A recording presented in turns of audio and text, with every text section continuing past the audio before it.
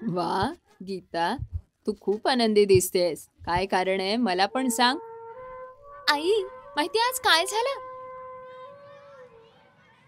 मी आज आपल्या अभया महिला मंडळाच्या 8 महिलांना आरोग्य केंद्रात घेऊन गेले होते. आम्ही सर्वांनी गर्भाशय मुखाच्या कॅन्सरची तपासणी करून घेतली. कॅन्सर? गीता, हे काय म्हणतेस? आणि यात एवढं आनंदी होण्यासारखं काय आहे? आई, शांत व्हा. घाबरण्याचं काहीही कारण नाही. ही फक्त एक साधी तपासणी आहे, जी प्रत्येक महिलेनं करून घेतली पाहिजे.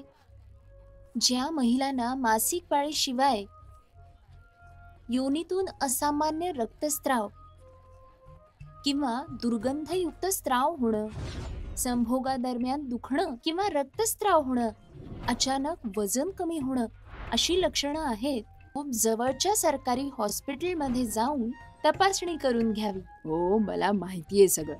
पण तुला तपासणीची काय गरज होती? तुला काही लक्षणं आहेत का? नाही हो आई, असं आवश्यक नाहीये की ज्या महिलेस लक्षणं आहेत तिनंच तपासणी करून घ्यावी. 30 किंवा त्यापेक्षा जास्त वयाच्या कोणत्याही महिलेनं लक्षणं नसतानाही 5 वर्षातून एकदा गर्भाशय मुखाच्या कॅन्सरची तपासणी करून घ्यावी. तपासणी केल्यानंतरही जर लक्षणं दिसली तर पुन्हा तपासणी करून घ्या. लवकर निदान झाल्यास गर्भाशय मुखाच्या कॅन्सरवर मात करणं सोपं जातं आणि पूर्णपणे बरं होता येतं. बरोबर आहे तुझं. ही चांगली सवय आहे. आई, तुम्हीही तुमची तपासणी करून घ्या. कराल ना? आई, आम्ही घरी आलो. खूप खुश दिसतेस. होमवर्क नाही मिळालं का? CHO ताईंनी मला घरी येताना आरोग्य केंद्रासमोर थांबवलं. त्यांनी मला सर्व काही सांगितलं. त्या तुझं खूप कौतुक करत होत्या. मला तुझा खूप अभिमान वाटतो गीता. तू फक्त स्वतःचाच विचार केला नाहीस, तर तू तुझ्या सर्व मैत्रिणींना पण तपासणीसाठी घेऊन गेलीस. ही मिठाई खा.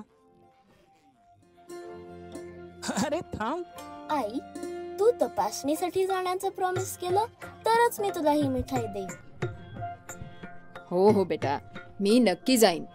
तुम्ही संकोच केल्यास गर्भाशयाच्या मुखाच्या कॅन्सरला संधी मिळेल. 30 किंवा त्यापेक्षा अधिक वयाच्या कोणत्याही महिलेनं लक्षणं नसली तरीही 5 वर्षातून एकदा गर्भाशयाच्या मुखाच्या कॅन्सरची तपासणी करून घ्यावी. तुम्ही ताबडतोब जवळच्या सरकारी हॉस्पिटलमध्ये जा आणि डॉक्टरांना दाखवा. त्यांच्या प्रश्नांची बरोबर उत्तरं द्या. कोणत्याही सरकारी हॉस्पिटलमध्ये तपासणी आणि उपचार मोफत उपलब्ध आहेत. लवकर निदान करा. कॅन्सरला सहज हरवा.